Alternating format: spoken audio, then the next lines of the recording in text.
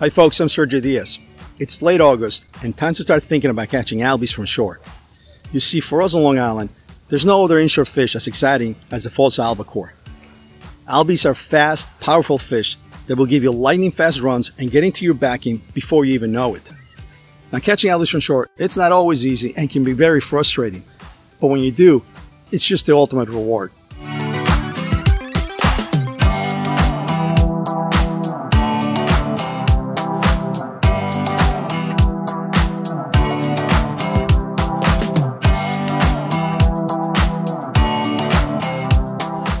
So how do we catch this fish? Sometime around mid to late September, you'll want to start scouting the beaches and inlets that usually hold this fish.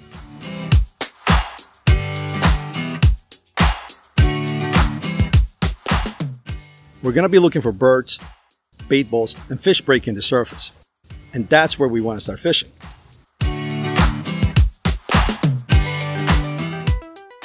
Now keep in mind, albies spend most of the time underwater, going up and down the beach, working the water column, corralling bait fish. So just because you don't see them on top, it doesn't mean they're not there. I've caught a lot of albies blind casting. In fact, maybe even more than casting into the blitz from shore. Now, here's a little tip. Once you find your fish, you want to stay put and work that area. We tend to want to get up and run down the beach or up the beach when the fish go down and they show up somewhere else. But usually what happens is by the time you get there, the fish are already gone. And you'll start working that water only to find them back to where you left, right? So be patient. I know it's frustrating, but work that water good. Now, as far as gear is concerned, I like to use 9-foot long rods between 8 and 10 weights. I prefer using intermediate line, although sinking line is also very effective, especially in deeper water or jetties. You'll want to use at least a 9-foot long fluorocarbon leader, between 15 and 20 pounds. However, albies can be leader shy, especially in early season. So if you're not getting strikes, you might want to go a little lighter. In other words, if you're using 20, you want to go down to 15 or as light as 12. As far as flies are concerned, I always start my season using a pink UV resin minnow. It's a low profile fly, it's easy to cast, and it mimics the bait fish. But there are a lot of other well-known flies that fishing guides and experienced anglers like to use, like the albie hoe, the bonita bunny, or the crease fly. But I've caught albies with some really ugly looking flies, which tells me that when they're on the feed, they'll bite anything that resembles bait fish in front of them. Now, when we find our fish, we want to be ready to make as few false casts as possible to get in the water. Albies will show up and be gone in seconds, so you want to be ready to put the fly right into their faces so they can eat.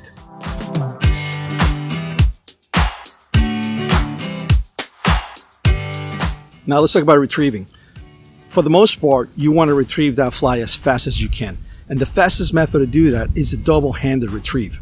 Now, there are times when a single, long-handed retrieve will work just as well or even better.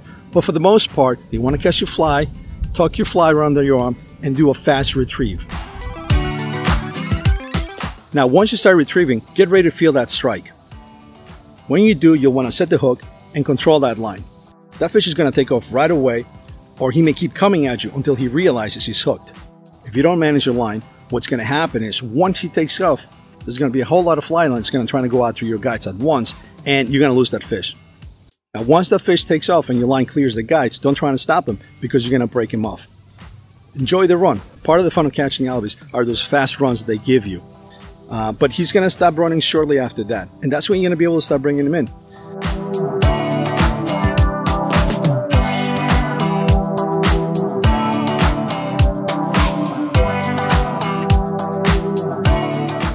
When you land that fish and you take the hook out, try and release him as fast as you can.